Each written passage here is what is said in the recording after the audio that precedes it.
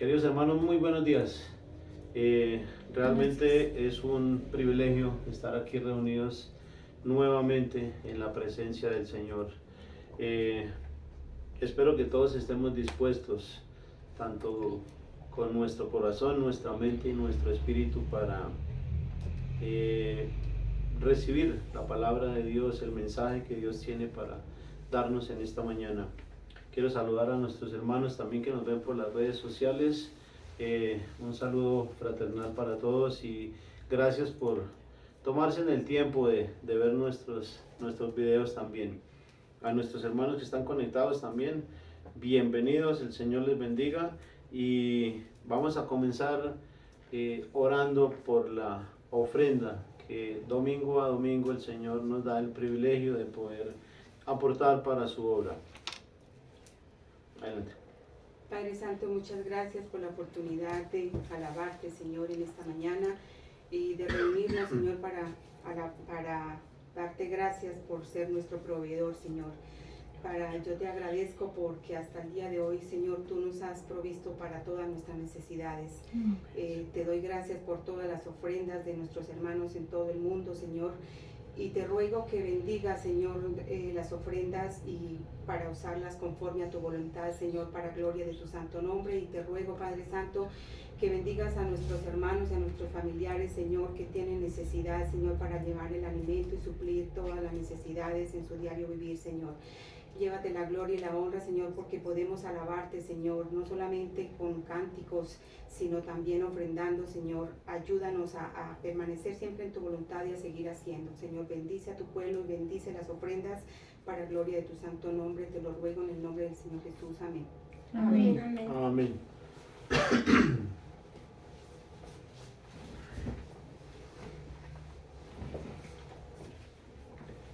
Bueno, gloria a Dios.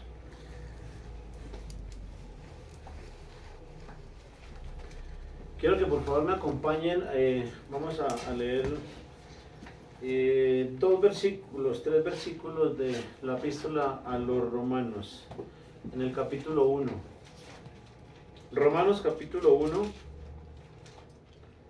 vamos a leer del verso 18 al 20. Por favor, quienes puedan, nos ponemos de pie para dar honra a la palabra de Dios. Romanos capítulo 1, del verso 18 al 20 es el pasaje base que tengo el día de hoy para el sermón, que lleva por título Dios se aira.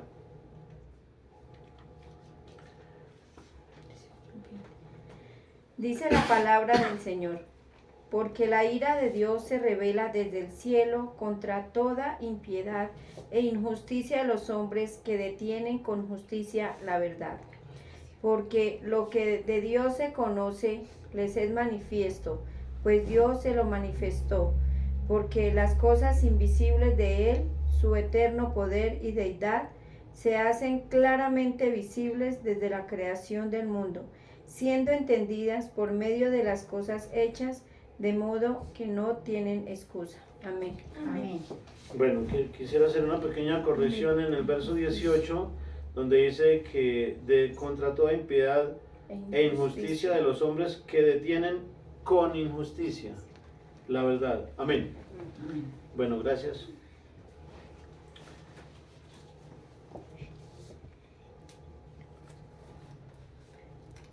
Bueno, hermanos, ya pueden sentarse.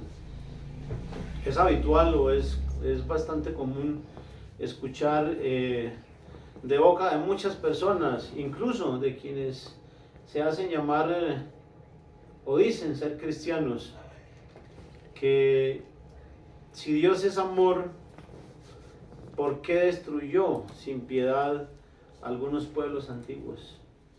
Son preguntas que se hacen en su mente también, como: si Dios es amor, ¿por qué destruyó el mundo antiguo con diluvio? Si Dios es amor, ¿por qué destruyó Sodoma y Gomorra? Como vemos el testimonio en la palabra de Dios, que fue destruido con fuego hasta dejarlas reducidas a cenizas junto con sus habitantes.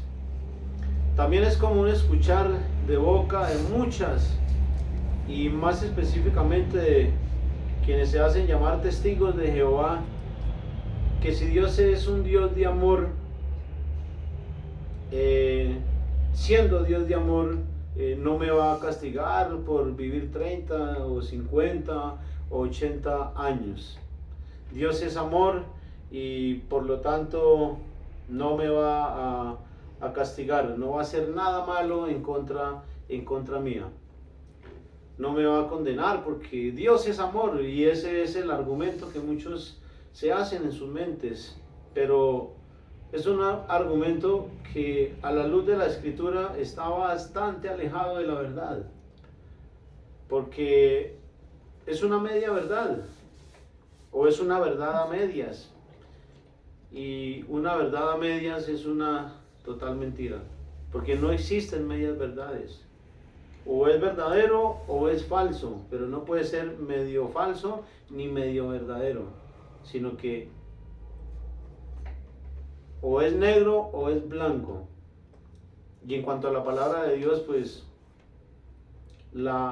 debe ser es más clara y es veraz.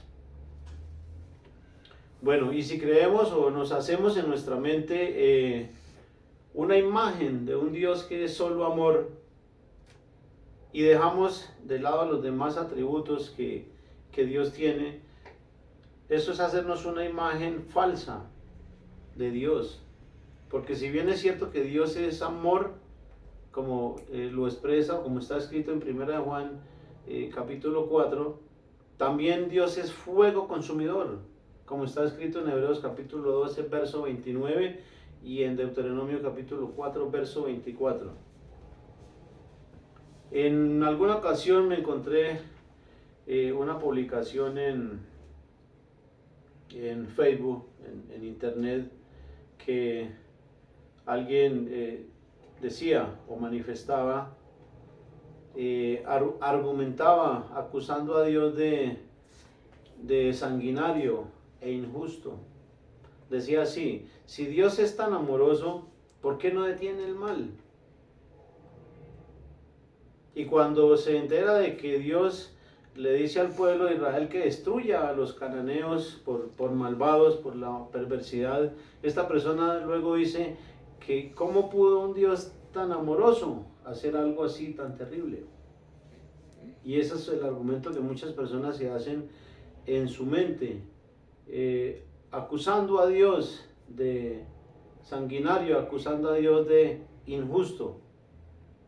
Y millones de seres humanos no alcanzan o no quieren comprender, o no se hacen a la idea de que un Dios de amor pueda ser al mismo tiempo fuego consumidor.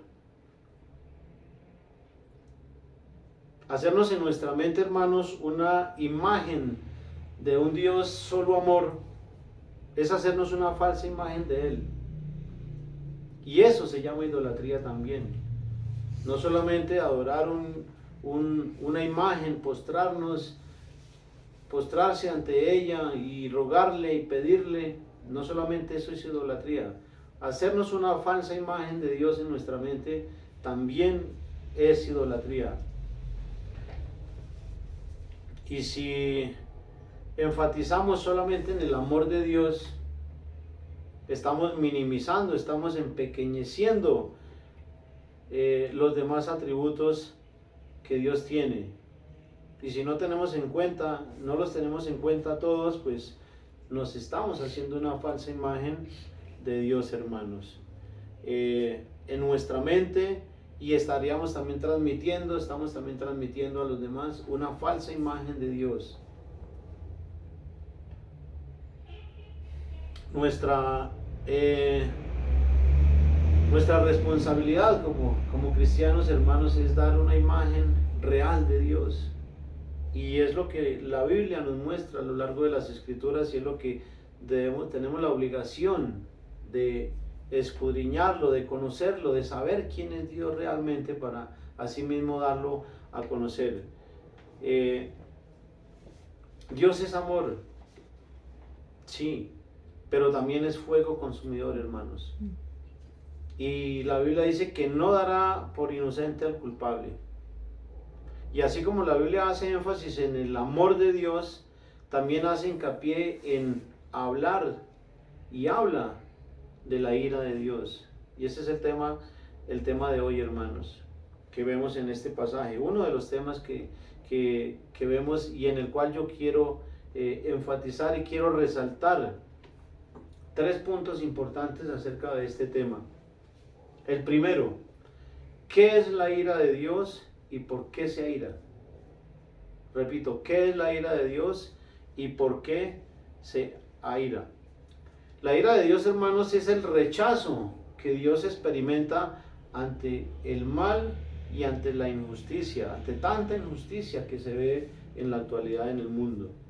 Y es importante también aclarar, hermanos, la gran diferencia que hay entre la ira de Dios, que es santa y que es además justificada, ya lo vamos a ver más adelante, con la ira del hombre, que es el producto de los malos deseos de su corazón, que es el producto del enojo desmedido y que no tiene justificación para con Dios, porque la ira de Dios no obra, en la ira del hombre no obra la justicia de Dios, perdón. En la ira del hombre no obra la justicia de Dios. Y eso lo vemos escrito en Santiago capítulo 1:20. Esa ira, por ejemplo, que vemos en la historia, porque la historia no nos deja mentir. Y ahorita mismo vemos la realidad de los musulmanes, cómo se airan contra todo aquel que no profesa su misma fe, y van entrando y los van matando, los van asesinando, van acabando con todos aquellos que no profesan, que no comparten su misma fe. En la historia vemos la mal llamada Santa Inquisición. Le llamaron santa, pero ¿qué tiene de santa si mataron a miles de personas porque no profesaban su misma fe? La Inquisición protestante también, que quienes no profesaban, quienes no creían lo mismo que ellos, también los mandaban a la hoguera. Y ese tipo de ira, hermanos, en esa ira no obra la justicia de Dios, porque no es conforme a la voluntad. Si Dios no nos obliga a creer, mucho menos nosotros podemos hacerlo. ¿O quiénes somos nosotros para creernos mejores que Dios? Y obligar a las personas a que crean de la manera en que nosotros creemos, o para que hagan las cosas de la manera en que nosotros las hacemos. Es un error. Ahora, la ira de Dios tiene que ver con el justo juicio de Dios. Y el juicio de Dios es justo, hermanos. El juicio o los juicios de Dios han sido y serán justos. Amén. ¿Y por qué? Porque antes de Él hacer juicio o hacer justicia por la maldad, por la injusticia, por el pecado, por la rebelión, por la incredulidad, etcétera, por la idolatría, Él nos enseña, nos instruye, nos advierte, nos aconseja. Es algo similar a lo que nosotros como padres debiéramos hacer con nuestros hijos, o lo que hacemos, y quienes no lo han hecho, pues es bueno que empiecen a hacerlo. No podemos castigar a nuestros hijos sin decirles por qué, o no podemos corregirlos sin enseñarles primero. ¿Por qué? Porque el niño necesita ser enseñado. El niño necesita saber por qué es lo que está bien y qué es lo que está mal. Y se le advierte, se le enseña, se le dice, mire, esto no se hace así, se hace así. Y si el niño incurre en esa falta, pues entonces se le corrige. Y es lo mismo que el Señor hace con nosotros. Nos advierte, nos aconseja, nos enseña, nos instruye, nos guía, etc. Y luego ahí sí hace justicia y hace juicio. Por eso los juicios de Dios, hermanos, son justos. Quiero leer dos pasajes que hablan al respecto. Jeremías capítulo 6. En el Antiguo Testamento vemos cómo Dios advierte al pueblo. Jeremías capítulo 6.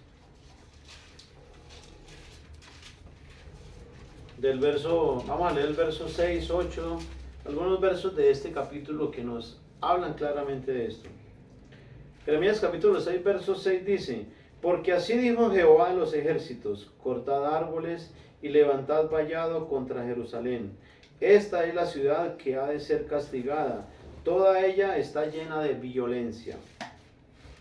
El verso 8 dice: corrígete, Jerusalén, para que no se aparte mi alma de ti, para que no te convierta en desierto, en tierra inhabitada. Ahí vemos cómo Dios le advierte, le dice: corrígete. El verso 10: ¿a quién hablaré y amonestaré para que oigan? He aquí que sus oídos son incircuncisos y no pueden escuchar. He aquí que la palabra de Jehová les es cosa vergonzosa. No la aman, es decir, no la quieren, no la creen. Verso 11: por tanto, estoy lleno de ira de Jehová, estoy cansado de contenerme. Así como nosotros nos enojamos con frecuencia, a veces queremos justificarnos por esto, por aquello, por lo otro. No tenemos justificación para el enojo. Dios también se aira.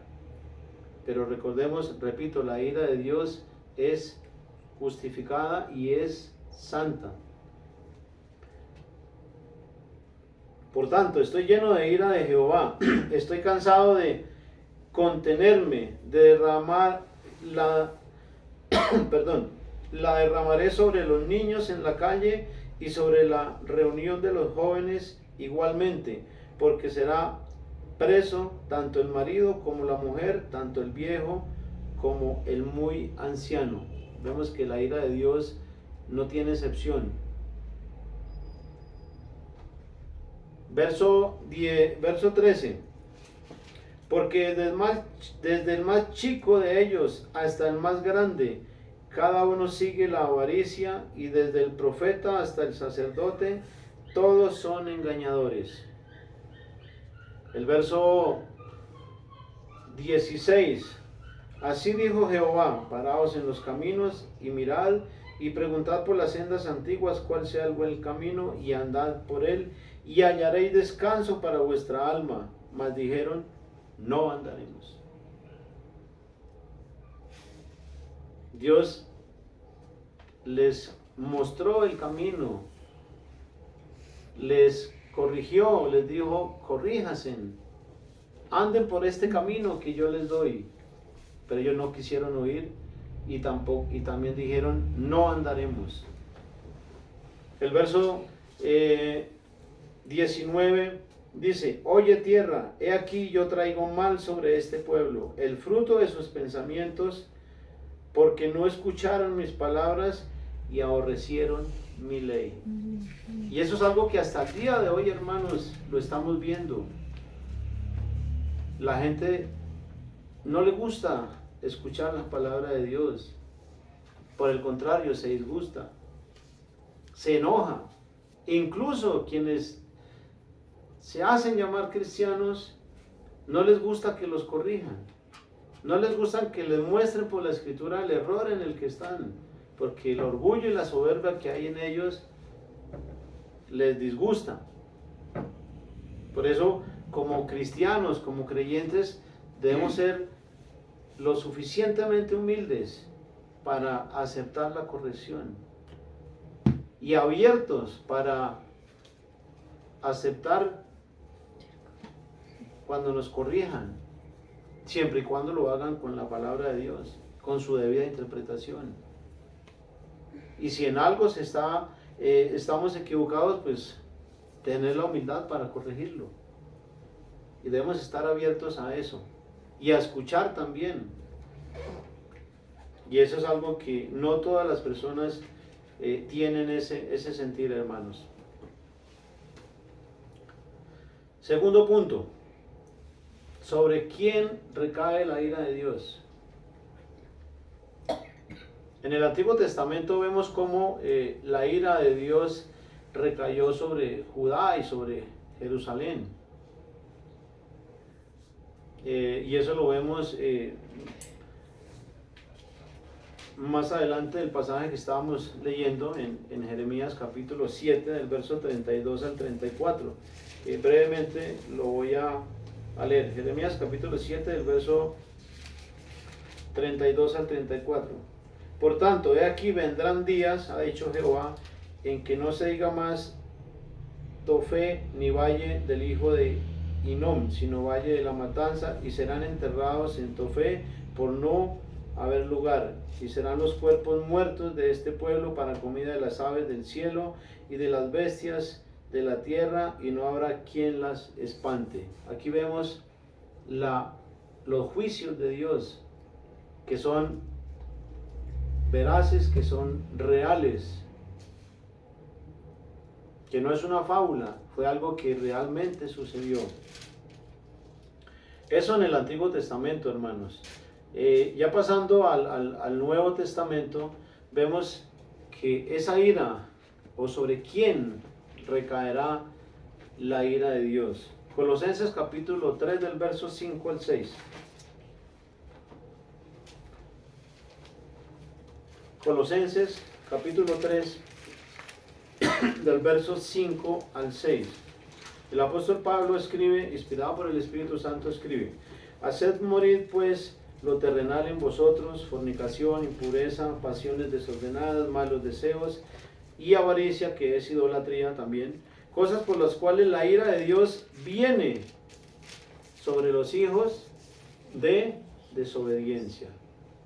En Romanos capítulo 1, del verso 28 al 32 también está escrito que el juicio de Dios viene contra quienes practican maldad, avaricia, envidia, homicidios, contiendas, engaños, soberbia, desobediencia a los padres, necios, desleales, sin afecto natural, fornicarios, etcétera, etcétera. Sobre esas personas es que la Biblia dice que viene la ira de Dios.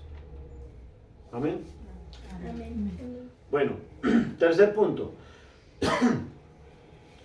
¿Cómo librarnos de la ira de Dios?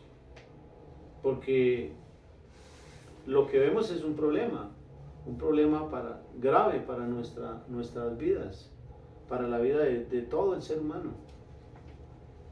Porque la ira de Dios viene sobre los hijos de desobediencia, sobre los pecadores, sobre los malvados, y es algo que no tiene reversa. Y ante ese problema, ¿cómo librarnos de la ira de Dios? Ese es el tercer punto, hermanos. En este punto debiéramos también preguntarnos, ¿quién nos libra de esa ira?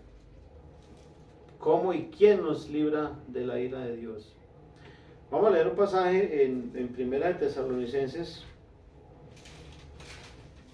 capítulo 1, verso 10. Primera de Tesalonicenses, capítulo 1, verso 10.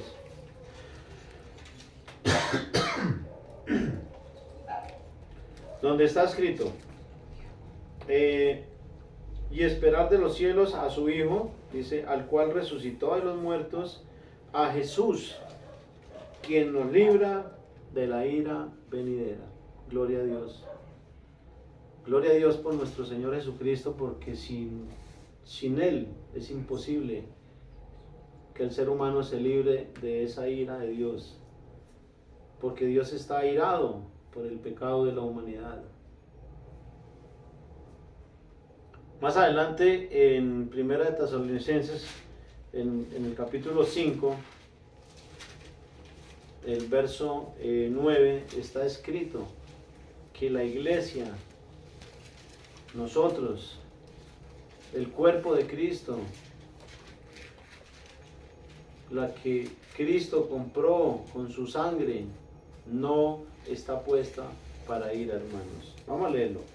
Primera Tesalonicenses capítulo 5, verso 9. Dice, porque no nos ha puesto Dios.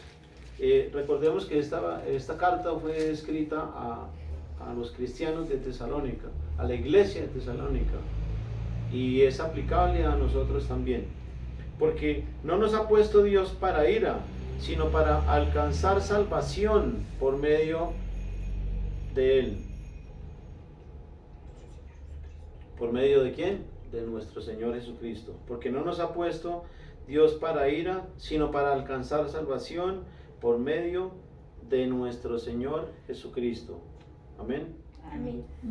Es un privilegio, hermano, realmente que Dios no nos haya puesto para ira, sino para alcanzar misericordia, hermanos. Dios es un Dios amoroso. Dios es un Dios misericordioso. Dios es un Dios bondadoso también. Pero se aira contra el pecado. Él está airado contra todo aquel que comete maldad. Y vamos a leerlo en el Salmo 7, verso 11, y vamos a leer el verso 12 también, porque tiene mucho que ver con lo que vamos a seguir meditando. Salmo capítulo 7, verso 11, dice, Dios es justo. Amén. Amén. Y con esto ratificamos una vez más que Dios es justo y que no hay ninguna injusticia en Él. Y que cuando Él hace justicia, hace juicio, lo hace con justo juicio. Dios es justo. Y Dios está airado contra el impío todos los días. Es decir, contra el pecador, contra el que comete maldad. Y el verso 12 dice, si no se arrepiente, o sea, nos da una oportunidad, ¿no? En este pasaje vemos que hay esperanza. Hay esperanza para el pecador. Que aunque está airado, si hay un arrepentimiento sincero de parte de nosotros, Dios no va a descargar su ira. Dice, Dios es justo y Dios está airado contra el impío todos los días. Si no se arrepiente, Él afilará su espada, armado tiene ya su arco y lo ha preparado.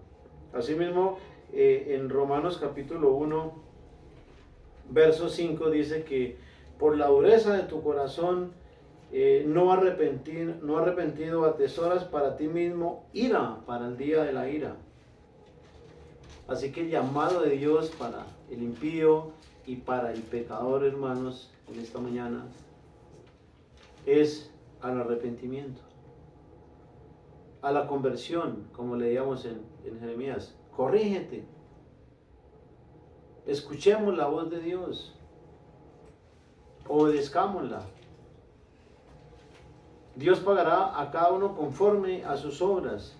Vida eterna a los que perseverando en bien hacer buscan gloria y honra e inmortalidad. Pero ira y enojo a los que son contenciosos y no obedecen a la verdad, al evangelio, sino que obedecen a la injusticia.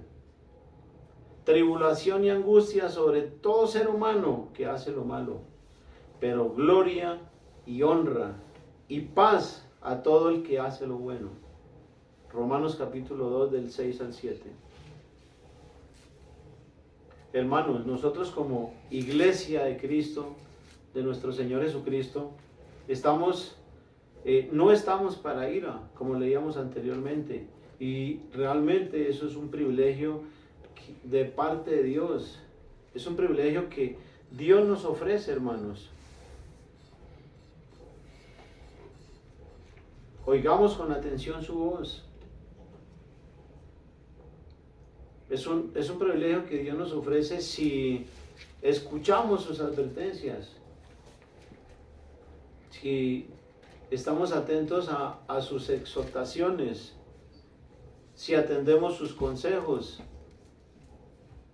El sí es condicional, hermanos. Si obedecemos su palabra y nos mantenemos firmes en nuestra convicción, si nos mantenemos firmes en nuestra fe, si nos alejamos del pecado, de la injusticia, de la mentira, de la maledicencia, de la fornicación, de la idolatría, etc. Aunque es difícil de creer, muchas personas que se hacen llamar cristianos están practicando algunas de estas cosas. Y parece difícil, no, pero ¿cómo va a ser si es cristiano? Pero es verdad, hermanos. Y el testimonio de nuestras vidas habla por sí solo. Y es algo que se ve, se evidencia claramente en muchas personas que se hacen llamar cristianos. Por eso la palabra de exhortación que tenemos en esta mañana está ahí para nosotros, para la iglesia y también para el pueblo en general. Mantengámonos firmes, hermanos, permanezcamos arraigados, afianzados, asidos, agarrados de la palabra de vida de nuestro Señor Jesucristo, quien a su tiempo nos librará de la ira venidera, y no solo a nosotros, también puede librar a todo aquel que se decida a depositar fe en Él, en su palabra, que le crea a Él y a su palabra, y que se mantenga firme y apartado del mal, y que además de eso lleve una vida en santidad, glorificando a Dios en todo lo que haga, porque la ira de Dios es real, hermanos. Si nosotros castigamos, la justicia castiga los delitos, ¿será que vamos a ser nosotros mejores que Dios? Que nosotros castigamos y Dios no. Dios castiga la maldad, la perversidad. Por eso, hermanos, tengamos en cuenta sus consejos, escuchemos su palabra, reflexionemos acerca de esto, hermanos, porque esa es la voluntad del Señor, esa es la voluntad de Dios que encontramos plasmada en las Escrituras. Yo quiero animarlos para que oremos al Señor, para que le demos gracias y para que le pidamos que nos ayude a corregir, así como le decía el pueblo antiguo, corrígete. Y puede hacer que no sean muchas las cosas que tengamos que corregir, o ninguna, pero lo que tengamos que corregir, pidámosle a Dios que nos ayude, hermanos. Y démosle gracias a Dios porque el privilegio que nos da como iglesia, que no nos ha puesto para ira, pero mantengámonos firmes, hermanos, porque esa es la voluntad de Dios.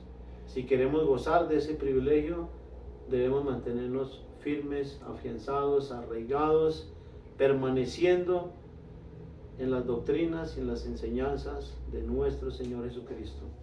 Amén. Amén. Bueno, hermanos, yo quiero invitarlos para que hagamos una oración final y le demos gracias al Señor por su palabra. Padre misericordioso, Dios eterno, Dios de la gloria, te agradecemos porque eres un Dios bondadoso, Padre. Y además de bondadoso, eres un Dios paciente. Y su paciencia, Señor, tu paciencia es para salvación. porque tú no quieres que nadie perezca, Señor, sino que todos procedamos al arrepentimiento. El deseo de Dios es que corrijamos, que enmendamos, que nos apartemos de todo el mal que estemos haciendo. Te agradecemos, Señor, en esta mañana porque nos recuerdas tu voluntad, porque tu palabra es clara, Señor, es sencilla, es fácil de entender.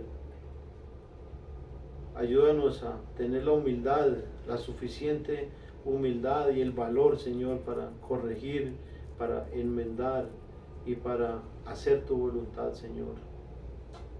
Bendice a cada uno de mis hermanos y las personas que escuchan este mensaje, que lo escucharán más adelante, y ayúdales a entender, Señor, así como lo has hecho con nosotros.